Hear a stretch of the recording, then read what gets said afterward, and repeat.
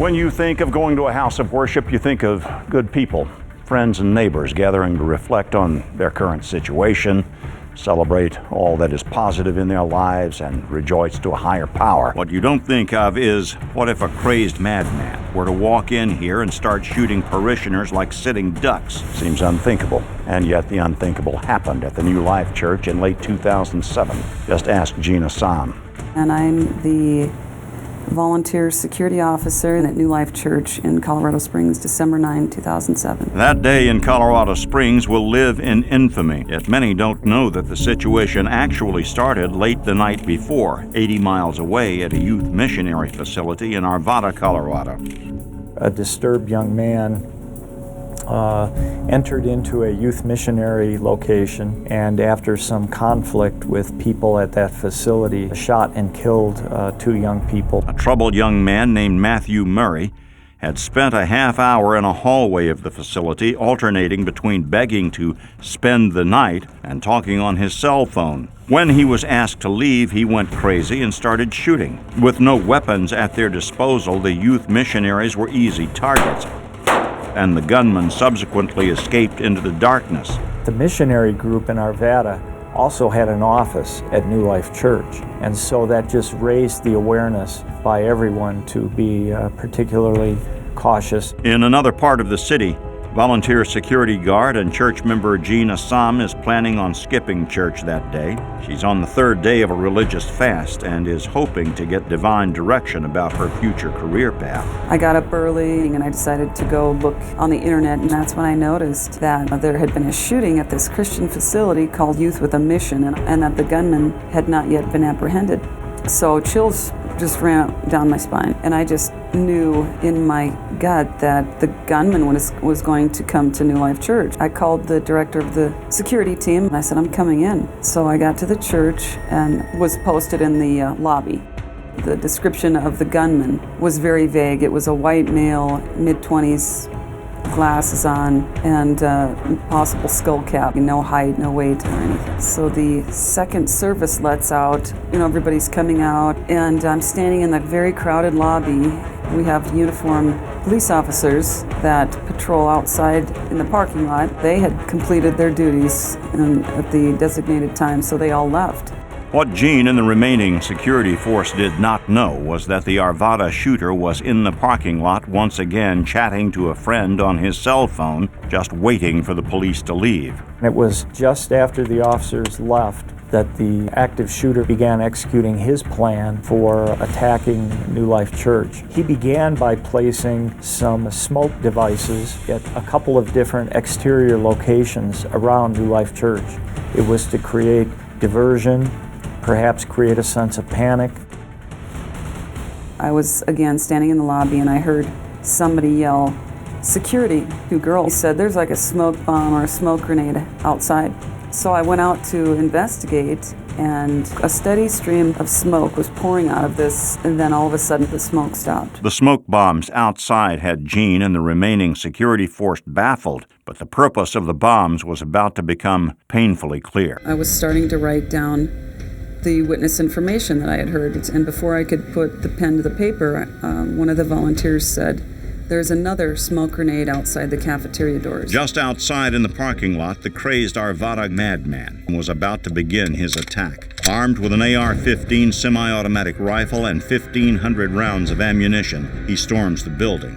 He began to approach one door of the church and immediately encountered a minivan that contained a family that were just leaving worship, and he opened fire on the vehicle, tragically killed 2 of the daughters that were in the vehicle and wounded other family members.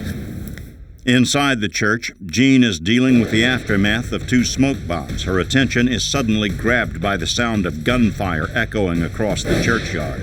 So I immediately went over to the entrance of the east hallway, and I heard the crack of a high-powered rifle being fired repeatedly. I thought the gunman was inside the church, and I took the gun out of the waistband of my jeans. There were so many people I couldn't see. Armed with a 9mm Beretta, Jean was preparing to take on the shooter even though she was massively outgunned. And everyone is screaming and running and ducking.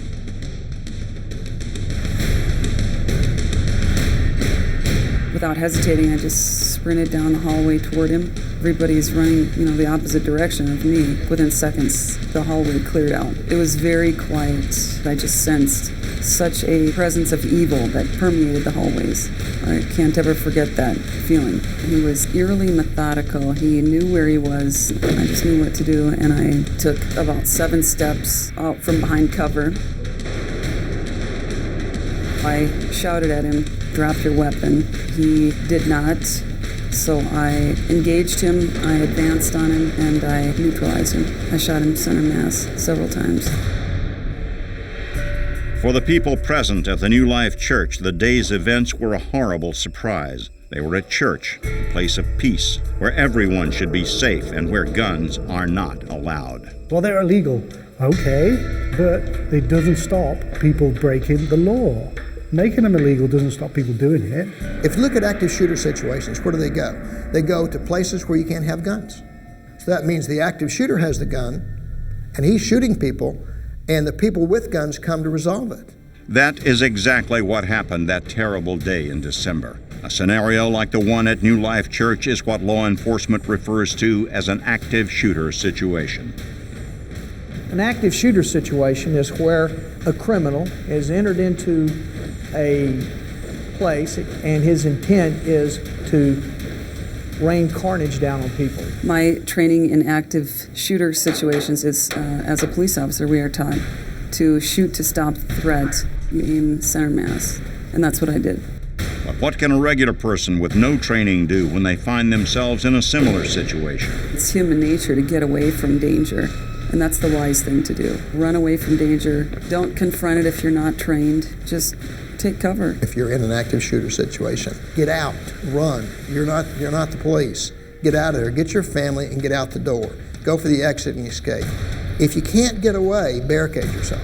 The experts say that the best thing an average person can do to stay safe in any situation is be aware. I recommend to anybody that just when you're out and about doing errands and things like that, always being vigilant and watching people, and if they're acting suspicious, if they're acting strange, pick up your phone and make a phone call to the police. And I just think that's using wisdom.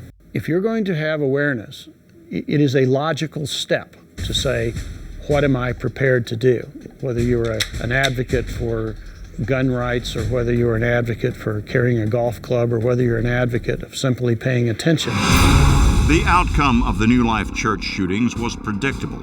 Another crazed madman bit the dust. But in this case, it didn't have to end up this way. There were plenty of warning signs that Matthew Murray was having serious mental problems. Why does somebody do something like this? The evidence found in his bedroom at their residence would indicate that he was a troubled person who harbored significant ill will towards the evangelical community. He was certainly rejecting the faith of his parents and the depth of their faith. He had felt betrayed by the missionary group who he had tried to get involved with earlier in his life. And I think if you look at some of his writings and some of his blog or internet evidence, there were some convoluted things going on in his head.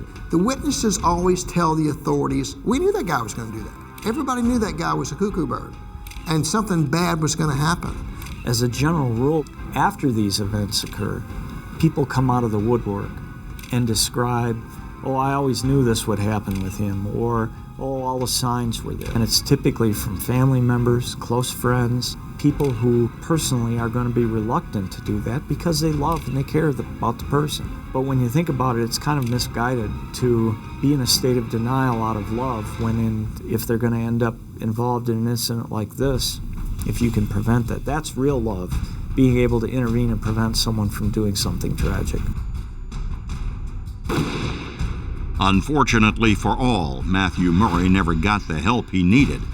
And because of that, 4 decent, hard-working young people were slaughtered. It has been said that if someone at the Youth with a Mission facility had been armed, the outcome would have been different. But defending yourself can come at a huge cost. And I've been asked, what should we do if a gunman comes into the place where we are? And I tell them, the first thing you do is be prepared to die, because you may. And while they're well-meaning, they're not trained police officers. And the training definitely helps. So that's something for people to think about. Taking on an active shooter is not like shooting at a paper target. If you're concerned about your personal safety and you're not willing to use lethal force to defend yourself or your family, then you shouldn't own a gun. Because if you pull it out and you're not willing to use it, the gun will be used upon you. And there's another thing to keep in mind if you do decide to engage an active shooter with your concealed weapon. In an active shooter situation, one of the great dangers is that you want to be sure that as a concealed carry holder, that you don't take action that causes the police to shoot you. Because remember, when the police come in to resolve it, they don't have a picture of the bad guy. What we recommend is you go to ground. You get down, you take cover behind whatever is there, or whatever is it that you can find cover behind. Get behind it, keep your gun concealed, and wait. If the shooter, the active shooter, approaches you, then defend yourself. But always be sure that you're not perceived as the active shooter also. Luckily for the people in the New Life Church lobby, Jean Assam was there to confront the attacker. But what if she hadn't been there? A great case in mind if a gun had not been in a certain location in the hands of a properly trained person is at the New Life Church. If you look at what Jean Assam had done there, had she not been there that Sunday or had not been in the position that she was, I think there was a lot more lives that would have been taken in that church. There are times when a gun can change history.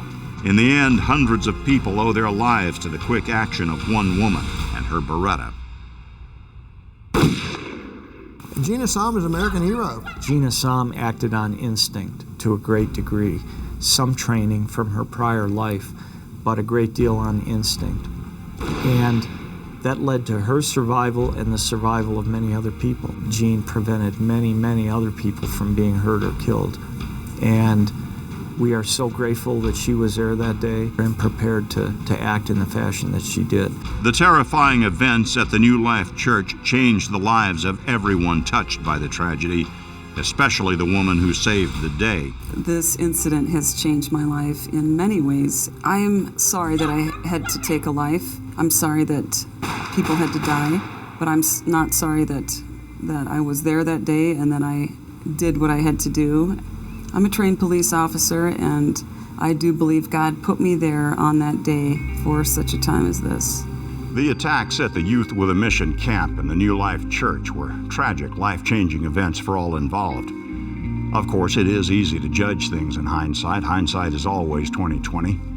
But maybe by looking back and learning from the day's events, we can help make tragedies like the New Life Church shooting a thing of the past.